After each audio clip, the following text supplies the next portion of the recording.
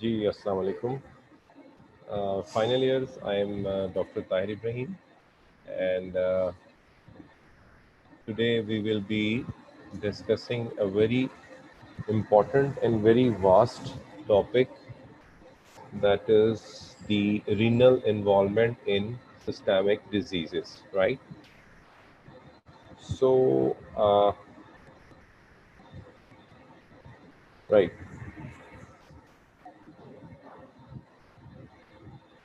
right, as you all know that the kidneys, you all can hear me?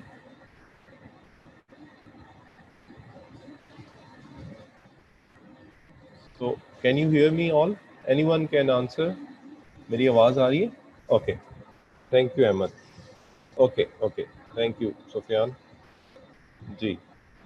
Acha. So the basics of the kidney is many things like the renal artery, renal vein, renal nerves, glomeruli, tubules, interstitium, medulla, and you all are familiar with this basic anatomy, right?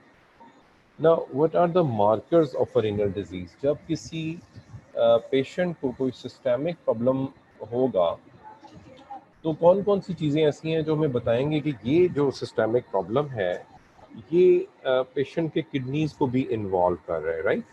सो उसमें आपने सबसे पहले urine जो D R होता है, यानी urine का जो टेस्ट होता है, जिसे यूरिन आरई भी कहते हैं, उसमें एक्टिव यूरिनरी सेडिमेंट देखना है कि सेडिमेंट का मतलब ये होता है कि यूरिन को हम लेके लेबॉर्ट्री में सेंट्रीफ्यूज करते हैं और फिर उसमें जो है वो हम देखते हैं कि उसका जो नीचे चीज़ रह जाती है उसको सेडिमेंट कहते हैं.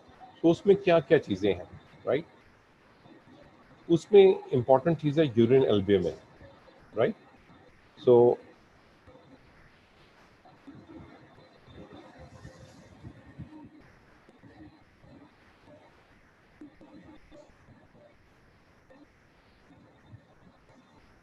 Right, okay. जी, ये आपको कह रहे हैं कि आप अपना कैमरा ऑन करें वरना एब्सेंट लग जाएगी. ऑलराइट जी, ठीक है, चलें जी, सब लोग अपना कैमरा ऑन कर लें. अच्छा, अब प्रोटीन यूरिया जो है वो एक इम्पॉर्टेंट चीज़ है जो कि बताती है कि पेशेंट जो है उसको रीनल इन्वॉल्वमेंट होना शुरू हो गई है. ऑलराइट. अब प्रोटीन यूरिया जो है वो आपको कैसे पता चलेगा? उसके दो मेथड्स हैं. एक तो ये है कि आप एल्ब्यूमिन क्रिएटिनिन रेशो कहते हैं इसको हम, A/C, albumin creatinine ratio, urine A and C, या इसे यूरिन ACR भी कहते हैं, एल्ब्यूमिन क्रिएटिनिन रेशो. और अगर नॉर्मली जो है लेस देन 3 होनी चाहिए, और अगर ये मोर देन 3 है तो आपकी जो रीनल इन्वॉल्वमेंट है वो है, यानी कि प्रोटीन यूरिया है. और दूसरी चीज़ है PCR, ACR and PCR. PCR कहते हैं, एक तो PCR वो करते हैं जो किसी वायरस का पॉलीमरेज चेन रिएक्शन करते हैं. यहाँ पर PCR का मतलब ये है यूरिन प्रोटीन क्रिएटिनिन रेशो, ठीक है? उसमें आप यूरिन में प्रोटीन देखते हैं और फिर सीरम में प्रोटीन देखते हैं. सो यूरिन प्रोटीन क्रिएटिनिन रेशो जो है वो 30 से ज़्यादा अगर होगी, सो that indicates the protein urea, right? अच्छा, इसी तरह फिर आप ये तो स्पॉट यूरिन पे आप चेक करते हैं. फिर आप 24 आवर यूरिन अगर आप देख लें और उसका आप जो है वो टेस्ट ले लें और उसको आप चेक करें, सो यू विल फाइंड के there is a proteinuria of more than 150 milligram. 150 तक जो है वो that is something normal. But अगर 150 मिलीग्राम से ज़्यादा आ गया, दैट मीन्स के प्रोटीन यूरिया है 24 आवर में, राइट? सेकेंड चीज़ जो आप देखते हैं जो कि एक्टिव यूरिनरी सेगमेंट में है, that is the dysmorphic red cells. Dysmorphic का मतलब ये होता है कि जब भी जो किडनी की इन्वॉल्वमेंट होती है तो आपके जो रेड ब्लड सेल्स हैं वो रीनल कैपिलरीज में से गुजरते हैं.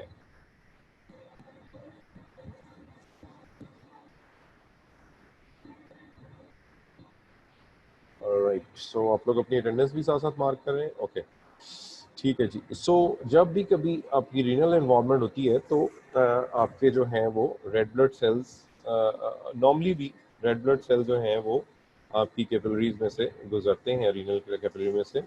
लेकिन आई एम सॉरी, ये थोड़ा सा हैंग हो गया, राइट। लेकिन इधर क्या होता है कि जब रीनल इन्वॉल्वमेंट होती है तो ये रेड ब्लड सेल्स जब उस कैपिलरी से गुजरते हैं तो उनकी शेप चेंज हो जाती है, डिसमॉर्फिक हो जाते हैं। सो अगर डिसमॉर्फिक आरबीसीज मोर देन 90% है, दैट मीन्स के रीनल इन्वॉल्वमेंट है, ठीक है। अच्छा, फिर अगर आपको आरबीसी या डब्ल्यूबीसी कास्ट, कास्ट कहते हैं कि जब भी कास्ट कहते हैं फोटोकॉपी को, ठीक है। सो अगर डब्ल्यूबीसीज या आरबीसीज ग्लोमेरुलाई में से गुजरते हैं और वो ग्लोमेरुलाई की शक्ल इख्तियार कर लेते हैं, यानी कि बिल्कुल स्ट्रेट आपको वो नज़र आते हैं, सो उसको कहते हैं कास्ट। सो या तो डब्ल्यूबीसी कास्ट होती है या आरबीसी कास्ट होती है, ठीक है। सो ये चीज़ शो करती है कि रीनल इन्वॉल्वमेंट है। इसी तरह क्रिस्टल्स, आपने गाउट और मैंने सूडो गाउट आपको पढ़ाया था, उसमें आपको यूरेट क्रिस्टल्स होते हैं या कैल्शियम पायरोफॉस्फेट के क्रिस्टल्स होते हैं। सो दैट थिंग्स शो के इन्वॉल्वमेंट है किडनी। इस तरह सेल्स जो हैं, पस सेल्स वगैरह जो हैं, ये आपको नज़र आ सकते हैं। सो यूरिन एक्टिव सेडिमेंट जो है ये बताता है कि आपकी जो किडनी है वो इन्वॉल्व हो रहा है, राइट। अच्छा, फिर अगर क्रेटिनिन किसी का आपने सीरम में चेक किया और वो बढ़ा हुआ है, दैट मीन्स कि किडनी की इन्वॉल्वमेंट है। So these are the markers of renal disease. इसी तरह elevated estimated GFR, estimated GFR ये होता है कि एक्चुअल जीएफआर हम पता नहीं कर सकते, बट हम एस्टिमेटेड जीएफआर जो है वो हम देखते हैं कि वो कितना है, ठीक है। सो अगर वो जो है वो जीएफआर वो रेज हो रहा है इनिशियली हाइपर फिल्ट्रेशन की वजह से, सो दैट इंडिकेट। इसी तरह एबनॉर्मल इमेजिंग, इमेजिंग का मतलब है आपने यूरिन का किडनी का अल्ट्रासाउंड किया या उसका सीटी स्कैन किया तो आपको उसमें प्रॉब्लम्स नज़र आ गई, ठीक है। So these are the markers जो कि इंडिकेट करते हैं कि किसी पेशेंट को जो सिस्टेमिक डिजीज़ है वो किडनी को भी इन्वॉल्व कर रही है, ठीक है।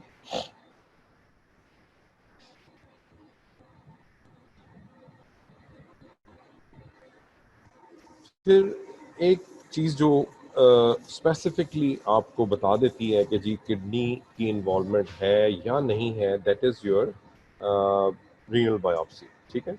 अब रीनल बायोप्सी का ये होता है कि ये अल्ट्रासाउंड गाइडेड होती है, यानी कि आप अल्ट्रासाउंड मशीन के नीचे पेशेंट को लेटा लेते हैं, अपनी प्रोब रखते हैं किडनी वाली साइड पर, और दूसरी साइड से उसके साथ साथ ही आप जो है वो जो नीडल है बायोप्सी वो भी अंदर डालते हैं।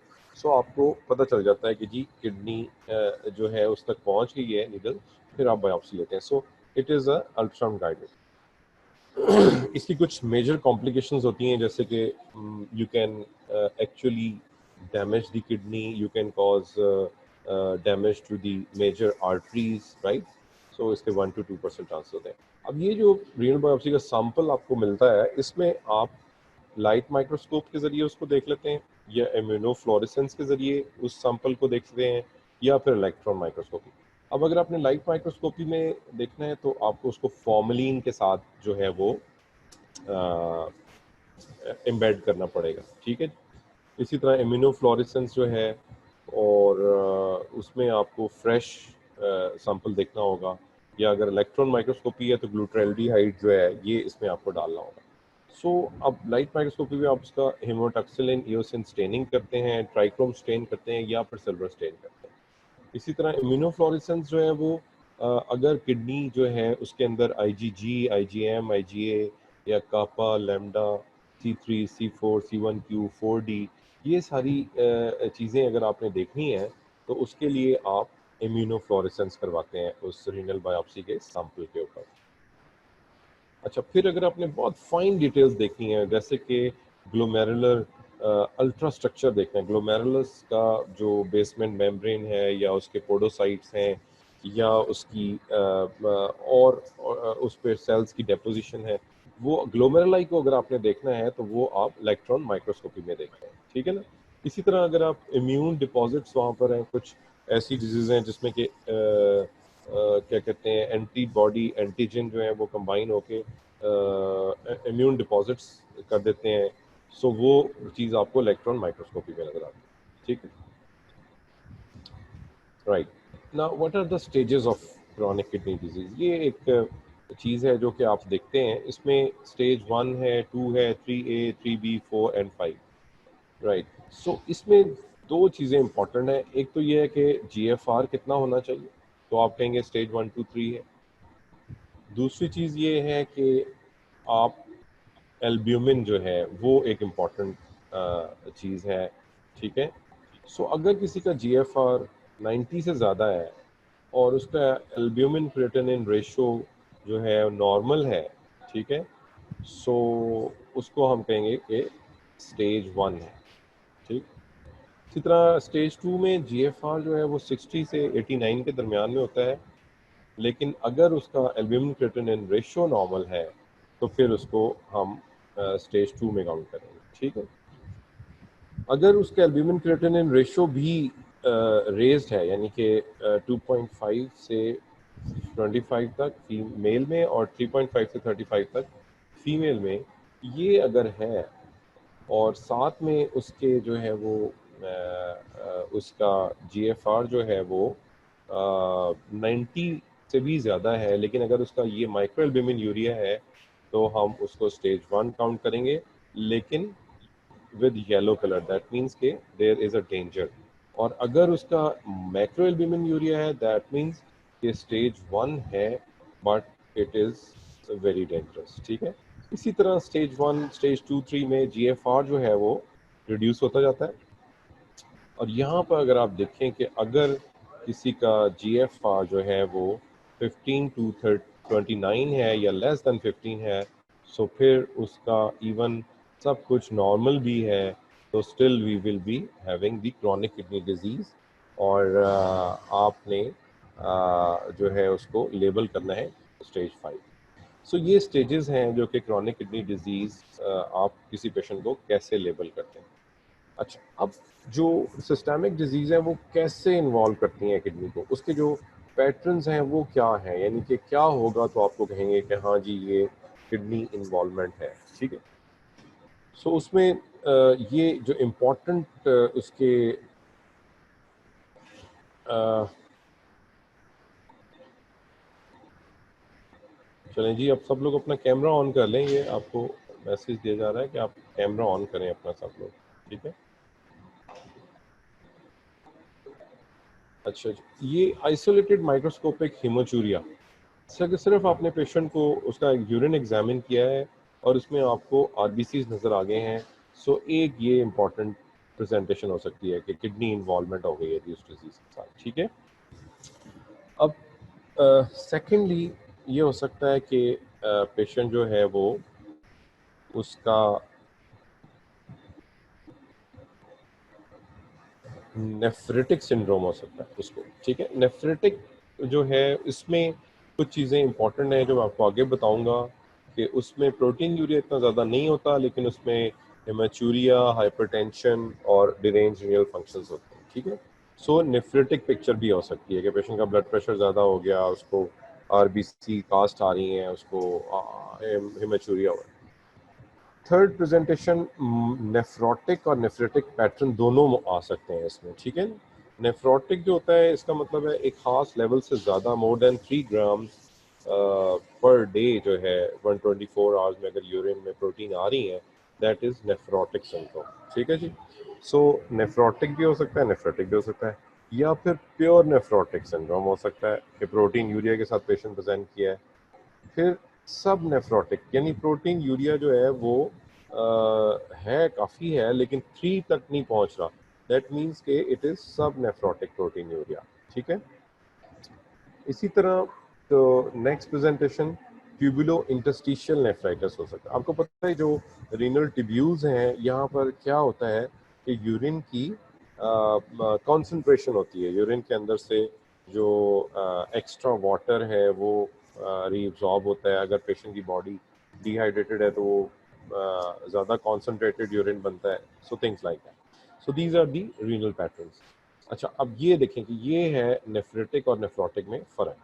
अगर प्रोटीन यूरिया मोर देन 3.5, वैसे 3 होता है लेकिन 3.5 लिखा हुआ है, both are okay, more than 3.5 पर 24 आवर नेफ्रोटिक की जो क्राइटेरिया है। हाइपो एल्ब्यूमिनीमिया, एल्ब्यूमिन क्योंकि निकल रहा है यूरिन के अंदर तो वो कम हो जाएगा, और एल्ब्यूमिन निकलने की वजह से उनको अडीमा भी हो जाता है। अच्छा, फिर जब एल्ब्यूमिन निकलता है तो बॉडी ज़्यादा एल्ब्यूमिन बनाने की कोशिश करती है। उस कोशिश में एल्ब्यूमिन तो पूरा नहीं बनता, लेकिन साथ में लिपिड्स भी बन जाते हैं एज ए बाई प्रोडक्ट, इसीलिए इन पेशेंट्स में हाइपरलिपिडीमिया भी होता है। सही है। So these are the criteria for nephrotic. और नेफ्रेटिक में हेमाचूरिया होता है, आरबीसी कास्ट हो सकती हैं या नहीं हो सकती, प्रोटीन यूरिया होगा लेकिन इतना नहीं होगा, ठीक है, और हाइपरटेंशन है, ये मैंने आपको पहले बता दिया। सो नेफ्रोटिक और नेफ्रेटिक में आपको डिफरेंस पता होना चाहिए। अच्छा जी, now we will be discussing the individual diseases जो कि कॉज करती हैं रीनल इन्वॉल्वमेंट। उसमें सबसे इम्पॉर्टेंट और सबसे जो कॉमन डिजीज़ है दैट इज़ डायबिटीज़। ठीक है, यहाँ पर अगर आप देखें तो डायबिटीज़ जो है इसकी स्टेजेस डायबिटिक नेफ्रोपैथी की स्टेज 1, 2, 3, 4, 5। सो स्टेज 1 में क्या होता है कि रीनल डैमेज होता है लेकिन जीएफआर नॉर्मल होता है, ठीक है, 90 से ज़्यादा होता है। इस स्टेज पे कोई प्रेजेंटेशन या कोई पेशेंट को सिम्टम नहीं होती हैं। सो अर्लीस्ट डायग्नोसिस अगर आपने करनी है तो आपने उस पेशेंट को, उसका जब भी विजिट होगा तो आपने उसका एस्टिमेटेड जीएफआर निकालना है और उसको प्रोटीन यूरिया चेक करना है। ठीक है जी। स्टेज 2 में क्या होगा कि किडनी डैमेज होगा लेकिन जीएफआर माइल्डली रिड्यूस हो जाएगा, या 60 टू 89 जो है वो उसका जीएफआर हो जाएगा, इसमें भी कोई स्पेसिफिक सिम्टम्स नहीं होते। स्टेज 3 में क्या होता है कि जीएफआर मॉडरेटली रिड्यूस होता है, यानी कि 30 टू 59 अगर जीएफआर है तो हम कहते हैं कि जी डायबिटिक नेफ्रोपैथी की स्टेज 3 आ गई है। अब इसमें क्या क्या होता है, लैक ऑफ फिर लॉस ऑफ प्रोटीन होता है, हाइपोप्रोटीनीमिया उसमें होगा, एल्ब्यूमिन जो है वो आपका एल्ब्यूमिन यूरिया होगा, कैल्शियम इसमें लॉस होता है। ठीक है जी, सही है। अब इसमें पेशेंट जो है वो प्रेजेंट कर सकता है डिस्निया के साथ, और वाटर रिटेंशन एडीमा इसमें होता है क्योंकि एल्ब्यूमिन जो है वो बॉडी से लूज हो रहा है। इसी तरह पेशेंट का जो यूरिन है इट में टर्न ब्राउन। ठीक है, ये एक स्पेसिफिक सिम्टम है जब भी पेशेंट का जो स्टेज 3 में आता है तो उसका यूरिन का कलर भी चेंज हो सकता है। फोमिंग, एक्स्ट्रा फोमिंग अगर यूरिन की हो रही है, that also indicate the protein urea. Stage 4 में स्वीयर रिडक्शन होती है जेएफआर की, 15 टू 29 हो जाता है, और ये स्टेज 3 के जितने भी सिम्टम्स हैं वो ज़्यादा एक्यूटली आ जाते हैं। इसी तरह ब्लड यूरिन में आना शुरू होता है, एक्यूट ब्रेथलेसनेस या स्वेलिंग हो जाती है, क्योंकि बॉडी जो है वो, किडनी का मेन काम ये है कि वो वाटर, एक्स्ट्रा वाटर और जो आपके वेस्ट प्रोडक्ट्स होते हैं उनसे वो बंदे की जो है वो जान छुड़ाती है, यानी कि उनको एक्सक्रीट करती है। सो इसीलिए जब वो किडनी प्रॉपर फंक्शन नहीं कर रहा होगा सो इसमें जो है वो वाटर रिटेंशन शुरू हो जाएगी। That is the, then we come to end stage renal disease, जैसे कि स्टेज 5 कहते हैं, और ये वो कंडीशन है जबकि जीएफआर जो है वो 15 से नीचे गिर जाता है। ठीक है ना, इसमें किडनी गिव अप कर देता है और फिर पेशेंट को आरआरटी की ज़रूरत पड़ती है, जिसे कि हम कहते हैं रीनल रिप्लेसमेंट थेरेपी। अब ये रीनल रिप्लेसमेंट थेरेपी दो तरह से हो सकती है कि पेशेंट को डायलिसिस की ज़रूरत हो सकती है या फिर पेशेंट जो है उसको रीनल ट्रांसप्लांट की ज़रूरत है। So these are the 5 stages of diabetic. So diabetes जो है एक डिजीज़ है जो कि इन्वॉल्व करती है किडनीज को। ठीक, ये आप देख लें कि जब आप पेशेंट की अगर बायोप्सी करके देखते हैं, सो ये नॉर्मल ग्लोमेरुलस का स्ट्रक्चर है और ये वो पेशेंट है जिनके डायबिटिक किडनी है। इसमें अगर आप देखें तो ये basically these are the glomeruli, और ये ग्लोमेरुलाई की ये एंडोथीलियम है, उनकी कैपिलरी का जो ये आरबीसीज हैं कैपिलरी, ये कैपिलरीज हैं 3। ठीक है जी। ये एंडोथेलियम बड़ी सही तरीके से लाइनिंग हुई हुई है। इसी तरह ये जो है जीबीएम कहते हैं इसको हम, ये जो ब्लू कलर की है, यानी सॉरी ग्रीन कलर की जो है, इसे ग्लोमेरुलर बेसमेंट मेम्ब्रेन कहते हैं, जिसके ऊपर ग्लोमेरुलस की एंडोथेलियम लेटी हुई होती है, लाई कर रही होती है, सही है। इसी तरह ये मेसेंजियम, मेसेंजियम कहते हैं इंटरस्टिशियल, जो इन बिटवीन दी ग्लोमेरुलाइज प्लेस होती है उसको मेसेंजियम कहते हैं। सो इसमें आप देखें कि ये मेसेंजियल सेल है, ठीक है, दे आर वेरी फ्यू, और मैट्रिक्स जो है ये भी दरमियाना सही है। ये कैपिलरी लूप है। इसी तरह ये मेसेंजियल सेल्स हैं। ये जो पाँव की तरह के स्ट्रक्चर्स हैं कैपिलरी के बाहर, इन्हें पोडोसाइट्स कहते हैं, ठीक है, ये देख लें आप पोडोसाइट। तो this is the normal structure of the kidney glomerulus. यहाँ पर अगर आप देखें तो क्या होता है कि फूड प्रोसेस जो है उनको डैमेज हो जाता है। ये देखें यहाँ पर सारे फूड प्रोसेस एक ही तरह के हैं, ठीक है ना, लेकिन जब डायबिटिक किडनी डिजीज होती है तो उसमें कोई छोटा है, कोई टूटा फूटा हुआ है, तो बिल्कुल लेट गया है, इस तरह करके ये जो पोडोसाइट्स हैं या फूड प्रोसेसेस हैं, इनको हम कहते हैं कि ये अफेक्ट होते हैं। इस तरह मेसेंजियल सेल्स यहाँ पर देखें, वेरी फ्यू मेसेंजियल सेल, लेकिन यहाँ पर बहुत सारे, क्योंकि इन्फ्लेमेशन होती है तो मेसेंजियल सेल्स की मकदार भी ज़्यादा बढ़ गई है। इसी तरह कैपिलरी जो हैं उनका आप देखें तो उनका जो डायामीटर है वो कम हो गया, यानी कि कैपिलरी ऑब्स्ट्रक्शन हो जाती है, ठीक है ना। यहाँ पर देखें बहुत अच्छा सा डायमीटर, यहाँ पर ये। इसी तरह मेसेंजियल मैट्रिक्स जो है ये आप देखेंगे बहुत ज़्यादा बढ़ गया है, ये देख रहे हैं। अच्छा, ग्लोमेरुलर बेसमेंट मेम्ब्रेन, यहाँ पर देखें ये ग्रीन सी पतली सी मेम्ब्रेन है, लेकिन यहाँ पर ये मोटी हो गई है, इसका मतलब थिकनिंग हो जाती है ग्लोमेरुलर बेसमेंट मेम्ब्रेन की, ठीक है। एंडोथेलियल सेल्स भी यहाँ पर देखें इनकी हाइपरट्रॉफी हुई है। सो हर चीज जो है उस पर इफेक्ट हो गया। So that is the diabetic kidney glomerulus. अब ट्रीटमेंट क्या है, आपने कैसे पेशेंट को, डायबिटिक नेफ्रोपैथी वाले को ट्रीट करना है। इसमें यह है कि आपने सबसे पहले जो पेशेंट की प्राइमरी डिजीज है, ग्लूकोज का कंट्रोल बहुत अच्छा होना चाहिए। उसमें हम कहते हैं कि उसका जो हीमोग्लोबिन A1C का जो टारगेट है वो <7 होना चाहिए, ठीक है ना जी। कुछ लोग 6.5 भी कहते हैं, लेकिन जो स्पेशली डायबिटिक्स एल्डरली होते हैं उनमें <7 इज योर टारगेट। फिर आपने जब भी पेशेंट आपके पास विजिट करता है, so you will have to check him for UAE, urea and electrolytes, ठीक है। सो यूरिया एंड इलेक्ट्रोलाइट्स के लिए आपने उसको चेक करना है। इसके अलावा एल्ब्यूमिन के लिए भी चेक करना है, ठीक है जी। सॉरी, यहाँ पर मैंने ये यूरिया इलेक्ट्रोलाइट नहीं, this is urine albumin excretion, sorry my mistake. So urine albumin excretion के लिए आपने उसको चेक करना है, पेशेंट का यूरिन स्पॉट टेस्ट करवाना है कि एल्ब्यूमिन उसमें आ रहा है, और उसमें या तो पेशेंट का नॉर्मल हो सकता है, यानी कि 30 मिलीग्राम से ज़्यादा आ गया, या फिर उसको माइक्रो एल्ब्यूमिन यूरिया हो सकता है, यानी कि 30 to 300 मिलीग्राम आ गया 24 आवर यूरिन, और या फिर उसको ओवर्ट नेफ्रोपैथी या मैक्रो एल्ब्यूमिन यूरिया हो सकता है, जो कि 300 से ज़्यादा, सही है। सो ये चीज़ें, अगर किसी पेशेंट का नॉर्मल आ गया है और उसमें आपने उसका फिर ब्लड प्रेशर भी देखना है, अगर उसको ब्लड प्रेशर भी नहीं है और उसका एल्ब्यूमिन यूरिया भी नहीं है, तो फिर आपने उसके कार्डियोवास्कुलर रिस्क फैक्टर देखने हैं। इसमें कार्डियोवास्कुलर रिस्क फैक्टर, अगर फॉर एग्जांपल उसको हाइपरटेंशन है, डायबिटीज़ है, एज उसकी ज़्यादा है, हाइपरलिपिडीमिया है, सो आपने उसको असेस करना है और फिर एस्पिरिन थेरेपी पे डालना है, ठीक है ना। आप इसमें जितने फैक्टर ज़्यादा होते जाएंगे, आपने एस्पिरिन के चांसेस बढ़ते हैं ज़्यादा कि आपने देना हो। इस तरह स्टैटिन्स आपने जो है वो कंसिडर करनी है। स्मोक करता है तो उसको मना करना है कि स्मोक ना करे, अपना वेट आइडियल रखे, ठीक है, और कार्बोहाइड्रेट और फैट्स की जो न्यूट्रिशनल उसकी जो मैनेजमेंट है वो करनी है। सो ये है कि अगर उसको हाइपरटेंशन भी नहीं है, उसको एल्ब्यूमिन यूरिया भी नहीं है, सो ये सारा कुछ करना है। अगर उसको हाइपरटेंशन है लेकिन एल्ब्यूमिन उसका नॉर्मल है, ठीक है, सो फिर वो उसी तरह ही काउंट होगा जैसे कि माइक्रो एल्ब्यूमिन यूरिया वाले पेशेंट को हम काउंट करते हैं, ठीक है ना। सो माइक्रो एल्ब्यूमिन यूरिया अगर है तो फिर भी, या अगर नॉर्मल एल्ब्यूमिन यूरिया हो रहा है लेकिन हाइपरटेंशन है, तो फिर हम रेस ब्लॉकेड करेंगे, रेनिन एंजियोटेंसिन सिस्टम का ब्लॉकेड करेंगे, क्योंकि ये जो सिस्टम है ये बेसिकली जाके डैमेज करता है अल्टीमेटली आपके किडनीज को। और वो कैसे करेंगे, आपने उसको एसी इनहिबिटर्स देने हैं या एंजियोटेंसिन रिसेप्टर ब्लॉकर्स देने हैं, ठीक है ना।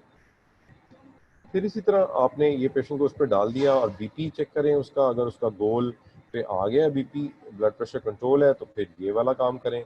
अगर स्टिल ब्लड प्रेशर कंट्रोल नहीं हो रहा तो आपने उसके एसी इनहिबिटर्स और एआरबीज को टाइट्रेट करना है, आहिस्ता आहिस्ता उसकी डोज बढ़ाएंगे। और एडिशनली फिर आपने उसको या लूप या थायजाइड डाययूरेटिक्स देने हैं या एल्डोस्टेरोन रिसेप्टर इंटेगोनिस्ट जिसमें के स्पेरेनोलैक्टोन और एप्लेरिनॉन जो है, ये ड्रग्स जो आप देते हैं। या फिर और ये चॉइस है कि आप उसको नॉन डाईहाइड्रोपायरिडीन कैल्शियम चैनल ब्लॉकर्स देते हैं जिसमें कि डिल्टायाजीन और वेरापेरिन, ठीक है। सो this is how you manage the patient of diabetic nephropathy. अब इसमें टारगेट्स क्या होने चाहिए, एंड स्टेज मतलब अल्टीमेटली क्या टारगेट होना चाहिए कि पेशेंट का जीएफआर जो है वो स्टेबल रहे, ठीक है ना। सॉरी, सेकेंडली उसको एल्ब्यूमिन यूरिया जो है उसको कंट्रोल करना है। ब्लड प्रेशर इनका जो है वो लेस देन 130/80 होना चाहिए अगर नेफ्रोपैथी है या उनको हाई रिस्क ऑफ स्ट्रोक है। वैसे हम कहते हैं नॉर्मली 140/90, लेकिन जो नेफ्रोपैथी वाले पेशेंट हैं उनमें ब्लड प्रेशर का जो टारगेट है वो 130/80 तक होना चाहिए, ठीक है। फिर इसी तरह HbA1c उनका जो है वो 7 पे होना चाहिए और BMI उनका लेस देन 25 होना चाहिए। तो this is how you treat the diabetic nephropathy. अच्छा, अब जो सेकंड डिजीज है जो कि किडनी को बहुत कॉमनली इन्वॉल्व करती है, that is the multiple myeloma, right. Multiple myeloma एक डिजीज है और 20 to 40% पेशेंट जो मल्टीपल माइलोमा के होते हैं उनमें some amount of kidney failure ज़रूर होता है, ठीक है जी। और ये डिफरेंट वेज में प्रेजेंट कर सकता है, वो मैं आपको आगे बताऊंगा। इसके जो सिम्टम्स हैं उसमें फटीग, बोन पेन, इन्फेक्शंस और इसकी जो ट्रीटमेंट है उसमें ये करते हैं कि टारगेटेड थेरेपी करते हैं और जो भी कैंसर सेल्स हैं उनको जो ट्रीटमेंट के लिए आप जो थेरेपी यूज़ करते हैं that will ultimately control the renal involvement. इस तरह बायोलॉजिकल थेरेपी होती है, ये भी यूज़ कर सकते हैं, कीमोथेरेपी, कॉर्टिकोस्टेरॉइड या फिर बोन मैरो ट्रांसप्लांट और radiation therapy. These are the ultimate management या specific management for this problem. अच्छा, अब ये डिफरेंट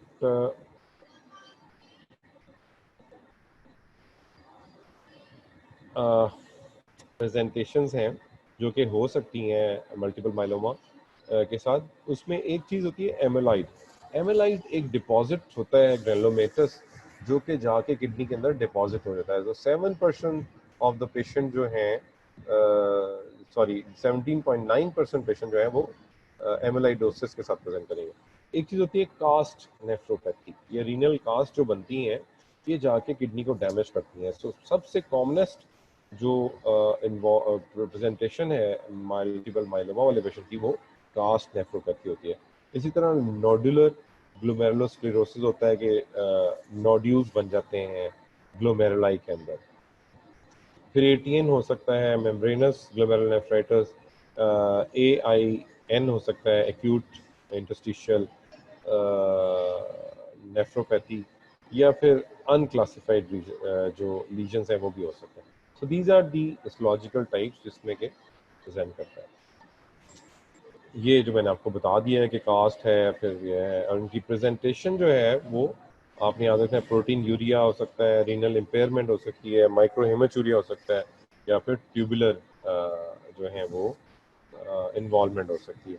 और ये एक परफेक्ट स्टॉर्म की तरह बाज़ दफ़ा प्रेजेंट करता है जिसमें कि severe hyper calcaemia, bone pen होती है और अल्टीमेटली या जब भी आप कभी भी पेशेंट को आईवी कंट्रास्ट या एनएसएड्स देते हैं तो ये पेशेंट जो है वो एक्यूट रीनल फेलियर में चले जाते हैं। अब कास्ट नेफ्रोपैथी के बारे में थोड़ा सा मैं आपको बता देता हूँ। This is the commonest presentation और इसमें रीनल फेलियर, ऑलिग यूरिया होता है, protein urea more than less than 3 ग्राम होता है। और जो इसमें आपकी जो फ्री लाइट चेन है वो प्रोटीन के अंदर, यूरिन के अंदर काफ़ी आ जाती हैं, ठीक है। और हिस्टोपैथोलॉजिकली अगर आप देखें तो उसमें इयोसिनोफिलिक या फ्रैक्चर्ड कास्ट होती हैं जो कि पॉलीमॉर्फोन्यूक्लियर या न्यूट्रोफिल्स और जाइंट सेल्स के अंदर घुसी भी होती हैं, इसीलिए इसको कास्ट नेफ्रोपैथी होती है कहते हैं। इंटरस्टिशियल इन्फ्लेमेशन होती है और interstitial fibrosis and tubular atrophy, ये चीज़ें आपको नज़र आती हैं। So this is how cast nephropathy looks like.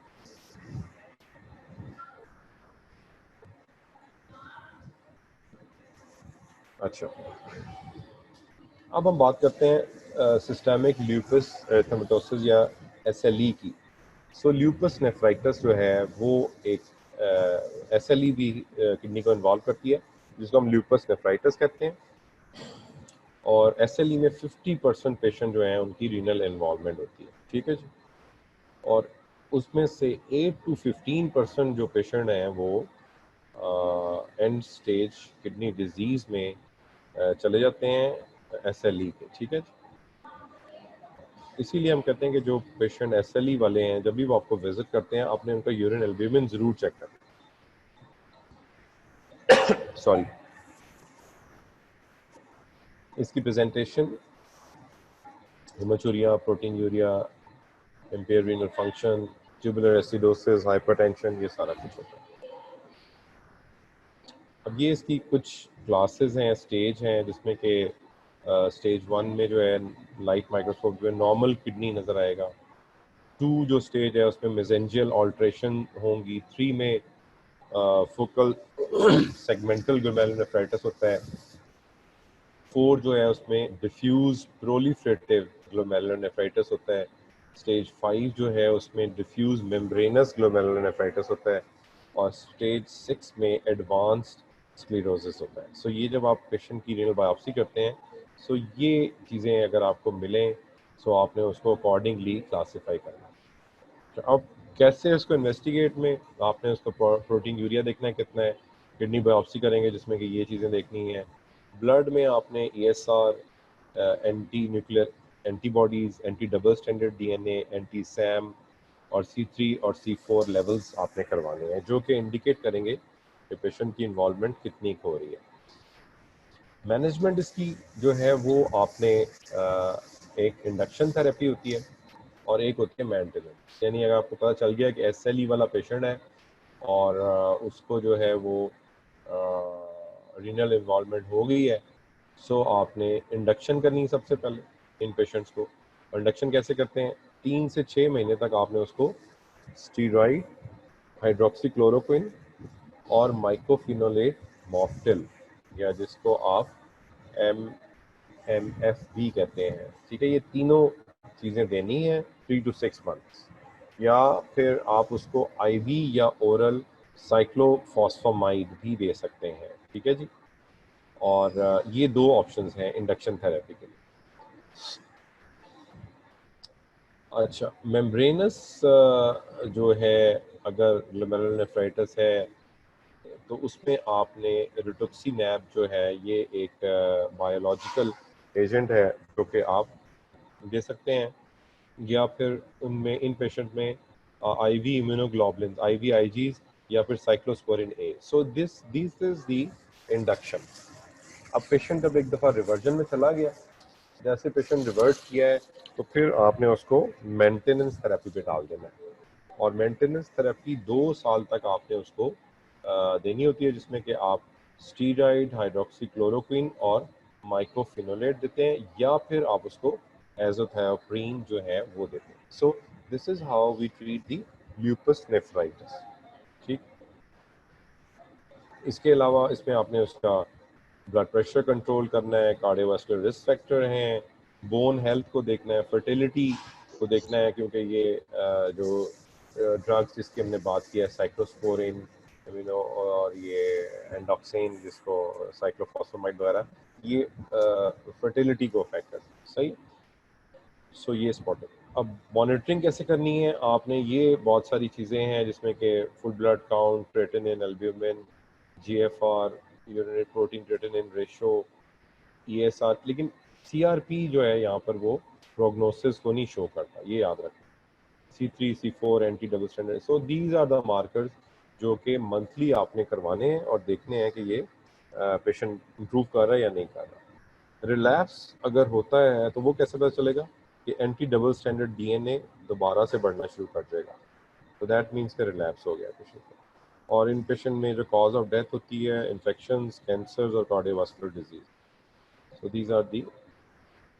अच्छा, फिर थर्ड डिजीज जो इन्वॉल्व करती है कॉमनली किडनी को, दैट इज योर वेस्कुलाइटिस। और इस वेस्कुलाइटिस में से एनका एसोसिएटेड, AAV जिसे हम कहते हैं, Enka associated vasculitis, that is the most important vasculitis जो कि किडनी को इन्वॉल्व करता है। और बेसिकली ये एनका वाला वेस्कुलाइटिस जो है, इट्स अ स्मॉल वेसल और पॉसी इम्यून वेस्कुलाइटिस, यानी कि इसमें इम्यून ऑटो इम्यूनिटी का इतना अमल दखल नहीं होता, तो इसे पॉसी इम्यून कहते हैं। 80 to 90% केसेस जो हैं वेस्कुलाइटिस के, उनमें ऑन डायग्नोसिस आपको पता चलता है कि जी उसके किडनी भी इन्वॉल्व हुए हैं, ठीक है ना। और ये ज़्यादातर 50 to 70 ईयर्स ऑफ एज वाले पेशेंट में होता है, लेकिन any patient can, flu like illness होती है इसमें, ठीक। और इसमें फिर प्रेजेंटेशन इसकी प्रोग्रेसिव राइज होती है क्रेटिनिन की, और some time rapidly progressive glomerulonephritis, और patient ultimately lands in end stage renal disease, ठीक है। हेमाचूरिया के साथ भी प्रेजेंट कर सकता है और प्रोटीन यूरिया के साथ भी प्रेजेंट कर सकता है। अब इसकी जो इन्वेस्टिगेशंस हैं वो आपने उसमें एनका करवाना है। एनका जो होता है ना वो उसमें दो पैटर्न्स हैं, ठीक है ना। Anti nuclear sorry, ANCA is anti nuclear nucleocytoplasmic antibodies कहते हैं, ठीक है। और ये दो तरह की होती हैं, इसमें एमपीओ और पीआर3, माइलोपारोक्सीडेज या या प्रोटीनेज 3, ये दो टाइप की जो एनका है, एनका की बहुत सारी टाइप्स होती हैं, तो ये आपने करवानी है, इनमें ये पॉजिटिव होती हैं। इसी तरह ईएसआर, एंटी जीवीएम एंटीबॉडीज, और urea creatinine, full blood count, cryoglobulin, hepatitis B C की सीरोलॉजी रूल आउट करने के लिए, ठीक है ना, ब्लड कल्चर्स, ये आपने इनमें करवाने होते हैं। So this is how you would investigate a patient who has got vasculitis और जिसकी के रीनल इन्वॉल्वमेंट आप सस्पेक्ट कर रहे हैं। अच्छा, एनका एसोसिएटेड वेस्कुलाइटिस की जो बायोप्सी है उसमें आपको क्या मिलता है, उसमें आपको नेक्रोटाइजिंग वेस्कुलाइटिस मिलेगा, या क्रिसेंट्स बने हुए होंगे, या फिर ग्रॉस वेस्कुलाइटिस होगा, ठीक है। इसके अलावा जो ट्यूबुलर इंटरस्टिशियल नेफ्राइटिस है उसमें ग्रेनुलोमास, इओसिनोफिल्स बहुत ज़्यादा होते हैं। IFTA is it is interstitial fibrosis and tubular atrophy, इसको इफ्टा कहते हैं, ठीक है। तो ये अगर आप देखें नॉर्मल ग्लोमेरुलस मैंने आपको दिखाया हुआ है, और यहाँ पर ये एनका वाला ग्लोमेरुलोनेफ्राइटिस है जिसमें आप ये सारी चीज़ें देख लेंगे, फाइब्रोसिस है और एल्वियोलर एट्रोफी है, ठीक है ना। ये आपके एल्वियोलाई हैं जो कि एट्रोफी हुए हैं यहाँ पे, ठीक है जी। अब इसको कैसे ट्रीट करना है, बेसिकली वही वाली बात है कि आपने वेस्कुलाइटिस को कंट्रोल करना है, इंडक्शन थेरेपी है, और फिर मेंटेनेंस है। और इसमें आप याद रखें कि इंडक्शन देते हैं मिथाइल प्रेडनिसोलोन की पल्स। पल्स का मतलब होता है कि हैवी डोज, ठीक है, मिथाइल प्रेडनिसोलोन या फिर साइक्लोफॉस्फोमाइड जो है वो देते हैं आप। और इन पेशेंट्स में आप पीजेपी निमोसिस्टस जायरोवेसी निमोनिया इन पेशेंट्स में बहुत कॉमन होता है, सो वो पीजेपी प्रोफिलैक्सिस भी आप इन पेशेंट में देते हैं, ठीक है, इंडक्शन देते हैं। इसके अलावा इनमें रिटुक्सीमैब जो है वो दिया जा सकता है, ठीक है। जो एक स्टडी हुई थी जिसको कि रेव स्टडी कहते हैं, renal atherosclerosis vascularization evaluation study, उसमें रिटुक्सीमैब का रोल आया था। फिर इसी तरह फ्लेक्स जो है that is plasma exchange for renal vasculitis, ये भी एक थेरेपी है, इसमें देते हैं। इस तरह माइक्रोफिनोलेट मॉफ्टिल जो है वो एमएमएफ, और ये जो है ये सारी चीज़ें आप इसकी इंडक्शन के लिए देते हैं। फिर मेंटेनेंस में आप उसको low dose corticosteroids, oral prednisolone देते हैं, और इसके अलावा इसमें एज़ाथायोप्रिन जो है, जो कि एक इम्यूनोमॉड्यूलेटिंग ड्रग है, ये आप इसमें देते हैं। ठीक है। अच्छा, अब इसमें दूसरी ऑप्शन ये भी होती है कि आप इनको जब आप वेस्कुलाइटिस की मेंटेनेंस थेरेपी कर रहे हैं, सो उसमें आप इनको मीथोट्रेक्सेट पे भी डाल सकते हैं। तो राइट, और 50% जो पेशेंट हैं वो रिलैप्स में रहते हैं ओवर नेक्स्ट फ्यू इयर्स। ठीक है। सो this is how you will treat patient जिनमें के रीनल इन्वॉल्वमेंट इनकी है, और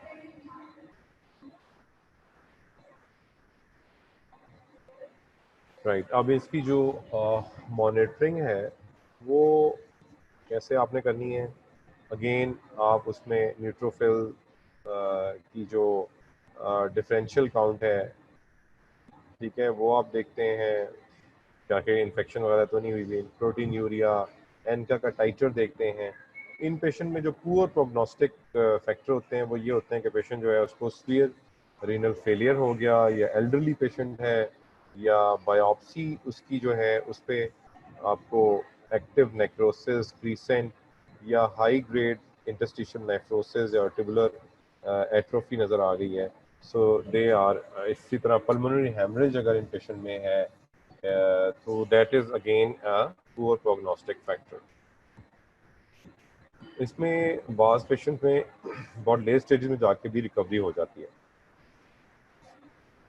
कॉम्प्लिकेशन इन पेशेंट में क्या क्या हो सकती हैं? सेप्सिस हो सकता है, cyclophosphamide carcinoma of the bladder cause करती है, याद रखें। और कार्डियोवास्कुलर डिजीज भी हो सकती है, क्योंकि वेस्कुलाइटिस है, और तो ये स्मॉल वेसल वेस्कुलाइटिस बेसिकली जाके आपकी जो कॉर्नरी है उनको भी इन्वॉल्व कर सकता है। राइट। अच्छा, नेक्स्ट जो डिजीज इन्वॉल्व करती है किडनी को, दैट इज योर सार्काइडोसिस। ओके, सो सार्काइडोसिस एक जो है ग्रेनुलोमेटस डिसऑर्डर है। ग्रेनुलोमास बनते हैं बॉडी के डिफरेंट पार्ट्स में जाके, सो उसको हम सार्काइडोसिस कहते हैं। ठीक है जी। अब सार्काइडोसिस जो है उसमें आपकी जो 90% केसेस में एक्स्ट्रा रीनल मैनिफेस्टेशन भी होती है। ठीक है। सार्काइड जो है वो any part of the body को इन्वॉल्व कर लेता है। आईज में जा सकता है, लंग्स में जा सकता है, it can involve your lymph nodes, so it can involve any brain में जा सकता है। सो अब इनकी जो प्रेजेंटेशन है वो रीनल इम्पेयरमेंट होती है, वो क्रेटिनिन रेज हो जाएगा, एल्ब्यूमिन यूरिया हो जाएगा। इसमें प्रोटीन यूरिया माइल्ड होता है, 1 ग्राम से ज़्यादा नहीं होता। ठीक है, सार्काइडोसिस। इस तरह इनमें स्टेराइल पायूरिया होता है, यानी कि आपको पस सेल्स नज़र आ रहे होंगे लेकिन इन्फेक्शन नहीं है, that is called sterile pyuria. Hypercalcaemia sarcoidosis का एक इम्पॉर्टेंट फीचर है, जिसको कि आप हाइपरकैल्सीमिया कहते हैं। इसीलिए इन पेशेंट में हम कैल्शियम लेवल्स बहुत इंपॉर्टेंट होता है, वो हम चेक करते हैं। क्लासिकली जो है वो acute interstitial nephritis with granulomas, ये प्रेजेंटेशन इसकी होती है। So these are the features जो कि कैल्शियम, जो कि ये जो पेशेंट्स हैं सार्काइडोसिस वाले, ये इनके होते हैं। ठीक है। उसमें आपका कैल्शियम ज़्यादा यूरिन में, hypercalcaemia, hypercalciuria, renal tubular acidosis, kidney में कैल्शियम स्टोन्स बन जाते हैं, नेफ्रोलिथासिस। इसी तरह जब मैंने बताया कि लिम्फेडिनोपैथी हो जाती है तो उसकी वजह से ऑब्स्ट्रक्टिव यूरोपैथी होती है, रिट्रोपेरिटोनियल अगर लिम्फ नोड्स बढ़ जाए या रीट्रोपेरिटोनियल फाइब्रोसिस अगर हो जाए, सो जो यूरेटर्स गुजर रही होती है उन पे प्रेशर पड़ता है और वो ऑब्स्ट्रक्टिव यूरोपैथी के साथ भी पेशेंट प्रेजेंट कर सकता है। सो ट्यूबुलर इंटरस्टिशियल डिजीज के साथ या ग्लोमेरुलर डिजीज के साथ भी पेशेंट प्रेजेंट कर सकता है। अब इसकी जो डिफरेंशियल डायग्नोसिस है उसमें drug induced acute interstitial nephritis, vasculitis, Sjogren syndrome, ये इसकी है डिफरेंशियल डायग्नोसिस में। इन्वेस्टिगेशन में फिर आप उसकी फुल ब्लड काउंट है, urea, creatinine, LFTs, urate, PTH levels आप करवाते हैं, क्योंकि कैल्शियम ज्यादा होता है तो आप रूल आउट करते हैं कि कहीं हाइपर पैराथायरॉइडिज्म की वजह से तो नहीं हो रहा।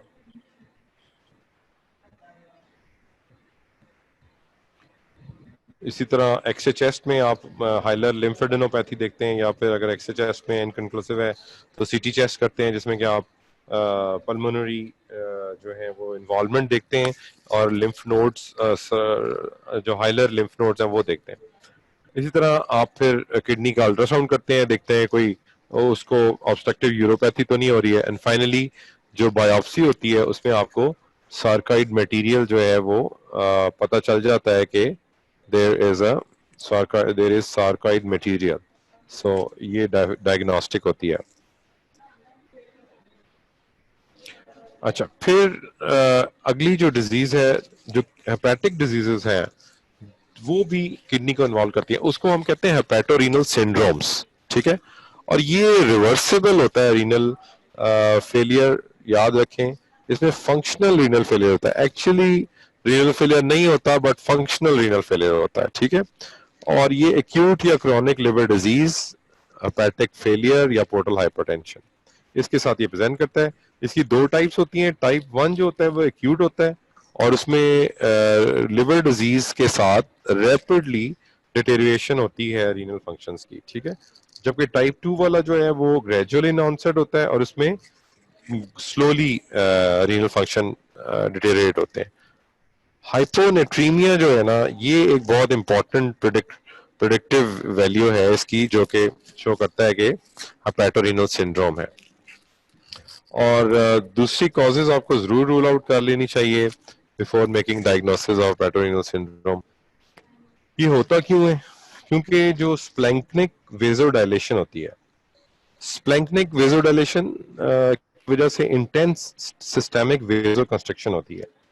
ये फिर सिंपैथेटिक एक्टिविटी ज्यादा हो जाती है, जिसकी वजह से रेनिन एंजियोटेंसिन सिस्टम जो है वो एक्टिवेट हो जाता है। इसके जो डिफाइनिंग फीचर्स हैं उनमें ओलिगुरिया होगा, यूरिनरी सोडियम लेस देन, और यूरिन की ऑस्मोलैरिटी प्लाज्मा ऑस्मोलैरिटी से ज्यादा होगी, यानी कि यूरिन जो है वो आपका ज्यादा कॉन्सेंट्रेटेड होगा as compare to plasma. Serum sodium जो है वो लेस देन 130 होगा। ये डायग्नोस्टिक फीचर्स हैं हेपेटोरीनल के। और अल्ट्रासाउंड पे जो रीनल ट्रैक्ट है आपका, यानी किडनी, यूरेटर, ब्लैडर्स वगैरह, ये सब नॉर्मल होंगे। और डायूरेटिक बंद करने से, वॉल्यूम एक्सपेंशन करने से कोई फर्क नहीं पड़ेगा। So that indicates the hepatorenal syndrome. अच्छा, अब ये डायग्नोस करने से पहले आपने sepsis, nephrotoxic drugs, GI fluid loss, haematuria protein, इन चीजों को रूल आउट जरूर कर लेना है, ठीक है। अब इसकी प्रोग्नोसिस अंडरलाइंग डिजीज पे डिपेंड करती है, और अगर टाइप 1 है तो इसका जो मीडियन सर्वाइवल है वो 2 हफ्ते के अंदर अंदर पेशेंट की डेथ हो जाती है अगर आप उसका ट्रांसप्लांट नहीं करेंगे तो, ठीक है ना। इसमें हेपेटिक ट्रांसप्लांट आपने करना होता है तो फिर ऑटोमेटिकली ये रिवर्स हो जाती है। मैनेजमेंट क्या है कि उसको आप ट्रांसप्लांट की लिस्ट पे डाल दें। और ब्रिजिंग थेरेपी का मतलब होता है कि जब तक आप ट्रांसप्लांट नहीं कर रहे हैं उस वक्त तक आपने टर्लीप्रेसिन आप दे सकते हैं, ये भी इफेक्टिव होता है। एल्ब्यूमिन जो है वो 20 से 40 ग्राम पर डे के हिसाब से आप उसको एल्ब्यूमिन दें, तो वो भी हेल्प करता है हेपेटोरीनल सिंड्रोम को। इसी तरह दो जो हैं वो प्रोसीजर्स हैं, one is tips and second is Mars, ठीक है। इसमें आप जो आपकी जो वेसल्स हैं उनको आप ब्रिज कर देते हैं, जिसकी वजह से जो आपका जो सारे जो टॉक्सिक मटेरियल्स हैं वो बजाय सिस्टेमिक सर्कुलेशन में जाने के डायरेक्टली स्प्लैंक्निक सर्कुलेशन में आ जाते हैं। इसी तरह मार्च जो है that is molecular adsorbent recirculatory system है, और इसमें क्या होता है कि इसमें जो आपकी एल्ब्यूमिन होती है उसके अंदर टॉक्सिक मटेरियल्स, क्योंकि लिवर का काम है कि वो टॉक्सिक डिटॉक्सिफाई करता है, सही। सो जो टॉक्सिक मटेरियल्स हैं उनको जो उनकी वजह से ये हेपेटिक डैमेज होता है। सो उस मटेरियल को डायलिसिस के दौरान आप रिमूव कर लेते हैं, लेकिन पेशेंट का डायलिसिस बहुत डिफिकल्ट होता है, राइट। इस तरह कार्डियो रीनल, जैसे पेटोरीनल है वैसे कार्डियो रीनल भी है, और ये इसकी 5 टाइप्स हैं। और टाइप 1 में एक्यूट हार्ट फेलियर होता है with acute kidney failure. Type 2 में क्रॉनिक हार्ट फेलियर होता है with progressive chronic kidney disease. Type 3 में एक्यूट कार्डिक किडनी इंजरी होती है कॉजिंग एक्यूट हेपेटिक फेलियर, ठीक है। और टाइप 4 जो है इसमें primary CKD contributing to chronic heart failure. Type 5 जो है इसमें एक्यूट या क्रॉनिक सिस्टेमिक डिसऑर्डर्स होते हैं which cause cardiac and renal dysfunction. So systemic involvement जो है वो that is hallmark in type 5। इसकी क्या वजह होती है, इसमें भी आर्टीरियल वेजोकंस्ट्रिक्शन होती है, और अल्टीमेटली रास जो है रेनिन एंजियोटेंसिन सिस्टम वो एक्टिवेट हो जाता है, जिसकी वजह से रीनल परफ्यूजन जो है वो कंप्रोमाइज होती है और किडनी डैमेज होता है। इसकी जो प्रोग्नोसिस होती है वो ये है कि रिड्यूस जीएफआर हो जाता है, जितना जीएफआर कम होगा उतनी जो है वो उसकी जो मोर्टेलिटी है वो ज्यादा होगी। ओबेसिटी इज अनदर डिजीज जो कि इन्वॉल्व करती है किडनी को, और इन पेशेंट्स को एफएसजीएस यानी फोकल सेगमेंटल ग्लोमेरुलोस्क्लेरोसिस होता है इन पेशेंट में। और क्योंकि डायबिटिक जो होते हैं वो जरा अबीश होते हैं, तो इसलिए डायबिटीज भी कंट्रीब्यूट करती है इन पेशेंट्स की नेफ्रोपैथी में, ठीक है ना। और ये patient hypertension, protein urea, renal impairment के साथ प्रेजेंट करते हैं। और इनका जो ट्रीटमेंट है वो ये है कि आप उसको वेट लॉस करवाएं, या इन पेशेंट्स को आप एंजियोटेंसिन कन्वर्टिंग एंजाइम या एंजियोटेंसिन रिसेप्टर ब्लॉकर ड्रग्स जो हैं वो देते हैं आप। अच्छा, फिर बहुत सारी इन्फेक्शंस जो हैं वो किडनी को इन्वॉल्व कर लेती हैं, उसमें टाइफाइड है, ठीक है। और टाइफाइड जो है उसमें एमपीजीएन होता है, मेसेंजियो प्रोलिफरेटिव ग्लोमेरुलोनेफ्राइटिस। इसी तरह मलेरिया जो है इन पेशेंट्स में प्रोटीन यूरिया नॉर्मली भी होता है, सही है। इसी तरह एंडोकार्डाइटिस या पोस्ट इन्फेक्शियस ग्लोमेरुलोनेफ्राइटिस या न्यूमोकोकस इन्फेक्शन अगर किसी पेशेंट को है, so they can cause diffuse proliferative glomerulonephritis. इस तरह हेपेटाइटिस सी वाले पेशेंट और शिस्टोसोमियासिस, मलेरिया, ये सारे पेशेंट प्रोटीन यूरिया और इम्पेयर्ड ग्लोमेरुलोनेफ्राइटिस के साथ, और ये इन पेशेंट में मेम्ब्रेनो-प्रोलिफरेटिव ग्लोमेरुलोनेफ्राइटिस होता है। तो hepatitis B, syphilis, HIV, parvo virus B, leprosy, schistosoma, E coli, shigella, Epstein Barr virus, leptospira, legionella, TB, ये सारी इन्फेक्शंस जो हैं they ultimately affect the kidney. So these are also the systemic diseases which can cause the renal involvement. अच्छा, post transplant अगर किसी patient का आपने transplant कर दिया है लेकिन बेसिकली उसको ल्यूपस था, वेस्कुलाइटिस था, एंटी-जीबीएम डिजीज थी, हेपेटाइटिस बी, सी, एचआईवी की वजह से नेफ्राइटिस था, तो वो दोबारा से आ सकता है, तो ये आपने याद रखना है। अच्छा, अब सिकल सेल नेफ्रोपैथी जो है वो is the last slide hopefully. और इसमें सिकल सेल डिजीज जो है, सिकल सेल एनीमिया जैसा आप कहते हैं, वो भी इन्वॉल्व कर लेती है आपके किडनीज को, ठीक है ना। और जिसकी वजह से, और इसका ये होता क्यों है, ये इसलिए होता है कि आपकी जो सिकल यानी कि जो सॉ टाइप टूथ के सेल्स होते हैं वो जाके आपकी जो स्मॉल वेसल्स हैं ग्लोमेरुलाई को ब्लॉक कर देते हैं। So when there is micro vascular obstruction, उसकी वजह से इस्कीमिया होता है।